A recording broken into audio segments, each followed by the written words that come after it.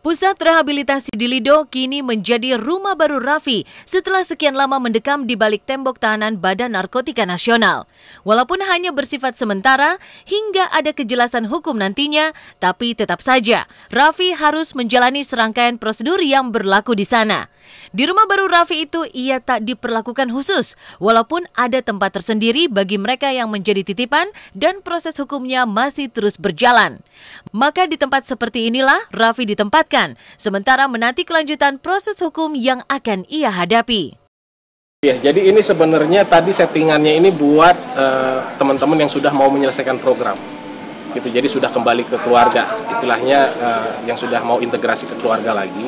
Gitu, tapi pada akhirnya kan kita karena keterbatasan fasilitas juga gedung dalam hal ini, akhirnya kita setting untuk program-program juga yang salah satunya tadi yang ada proses penyidikan dan putusan pengadilan. Ya, ini kalau yang tadi bentuknya dormitory, kalau yang sekarang ini kamar per kamar gitu ya. Ini House of Change ya, Bang? Iya, House of Change dan re-entry juga. Ini sebenarnya ruang family living room kalau istilah di kita. Jadi satu tempat di mana family atau satu anggota komunitas ini bisa berkumpul bersama-sama, kemudian melakukan kegiatan-kegiatan, biasanya grup-grup sesi di malam hari juga bisa kita lakukan di sini, nonton TV bareng seperti itu. Jadi bukan TV yang ada di kamar, tiap kamar ada TV gitu, tidak. Di tempat penitipan sementara Raffi tersebut, ia harus menjalani sejumlah aktivitas yang telah biasa dilakukan di pusat rehabilitasi. Sementara menjalani pemeriksaan medis serta sejumlah kegiatan lainnya, Raffi tak boleh untuk ditemui, termasuk oleh keluarga dan kuasa hukumnya sendiri. Diperkirakan, selama 3 hari Raffi harus berjuang sendiri tanpa bertemu dengan ibunda dan orang-orang yang selama ini rajin menemaninya di BNN.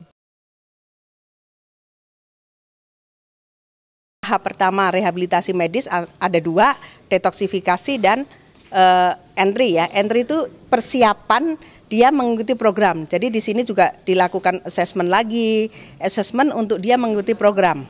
Gitu. Kemudian setelah selesai dari entry unit dia masuk fase berikutnya, primary program, masa pemulihan perilakunya. Gitu. Apakah ada perbedaan?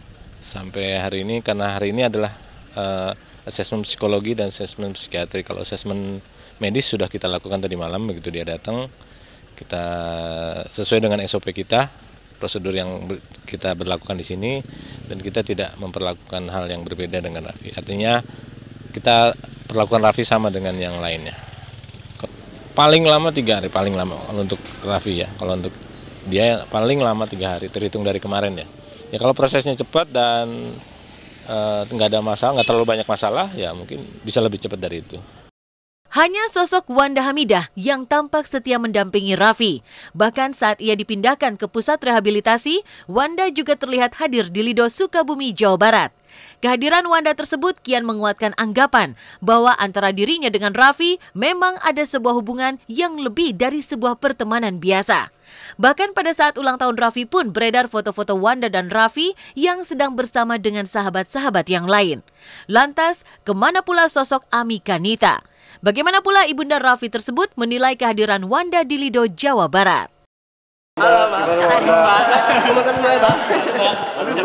Wanda katanya nggak kesini, kok kesini? Tunggu lagi, harapan Bang gimana tentang Raffi? Gimana, Mbak? Harapan jalannya. Ayo, Mbak. Ayo. Mungkin sedikit, Pak. Sedikit aja, Mbak. Harapannya cepat selesai. Sahabat, saling mendukung, saling menguatkan.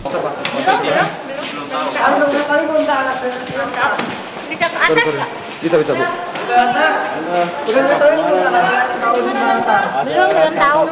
Belum tahu. Ntar. Kenapa Anda? Saya harus menghubungi saksi. Saya melihatnya enggak ada kedekatan spesial sampai saat ini. Itu kan gampang. Ada 10 perempuan yang disorot sama teman-teman media, Wanda lah yang paling dekat. Iya, kan gini, ada memang orang-orang yang barangkali dia udah lebih dewasa dari umurnya. Laki-laki itu kan jarang ketemu yang dewasa ya. Kalau ngelihat Raffi dari umur 15 tahun udah kerja, terus dia support keluarganya. Mungkin kalau main sama teman-teman yang seumuran dia, perempuan yang seumuran sama dia malah nggak nyambung kali ngomongnya. Jadi balik lagi, kalau ditanya butuh nggak dia yang lebih dewasa, mungkin dia mencari orang yang tingkat ngobrolnya, tingkat kedewasaannya sama. Nggak apa-apa sih, sah-sah aja kan, nggak ada yang salah sebetulnya, boleh-boleh aja. Dan tetap aja kan tidak mengurangi artinya Raffi buat semua orang Indonesia kan. Dukungan dari sahabat dan keluarga seolah tak henti membanjiri Raffi, apalagi saat dirinya berada di Badan Narkotika Nasional. Sejumlah selebriti datang silih berganti, tapi semua dukungan itu dianggap hotma, malah justru mengganggu proses hukum yang akan dihadapi kliennya. Apalagi ketika sahabat Raffi mulai berbicara tentang masalah hukum yang dianggap pengacara Gaek ini tak semuanya mengerti. Tolong bilangin itu sama semua rekan-rekannya Raffi. Ini menjadi pembicaraan penting waktu itu. Apakah dibiarkan semua teman-temannya datang? Raffi bilang begini, kalau saya larang Om, saya nanti dibilang sombong. Saya bilang, itu merugikan kamu. Kenapa? Masuk, ngomong sama Raffi, keluar, ngomong macam-macam, yang tidak mengerti hukum pun ngomong hukum. Iya kan? Jadi sebaiknya dibatasi aja.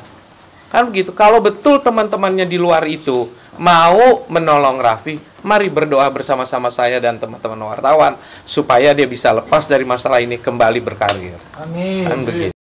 Hampir 1 bulan sejak tertangkapnya Raffi Ahmad tanggal 27 Januari lalu, sejak saat itu pula ia tak lagi disetubuhi aktivitas padat yang biasa dijalaninya. Bukan tidak mungkin Raffi kehilangan begitu banyak penghasilannya sejak ia ditahan BNN dan harus direhabilitasi. Bahkan Amikanita menuturkan penghasilan Raffi kini 0.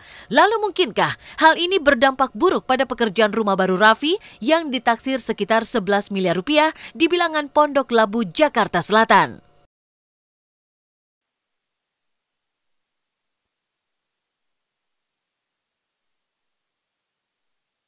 Yang kalau terjadi masalah ini juga dia pendapatan 0, nggak bisa kejar setoran. Sementara Raffi masih menanti proses hukumnya, hal berbeda justru dihadapi Dian Sastrowardoyo yang kemarin kehilangan ibunda dari mertua tercinta. Saksikan liputannya di segmen Was-Was setelah jeda pariwara berikut ini.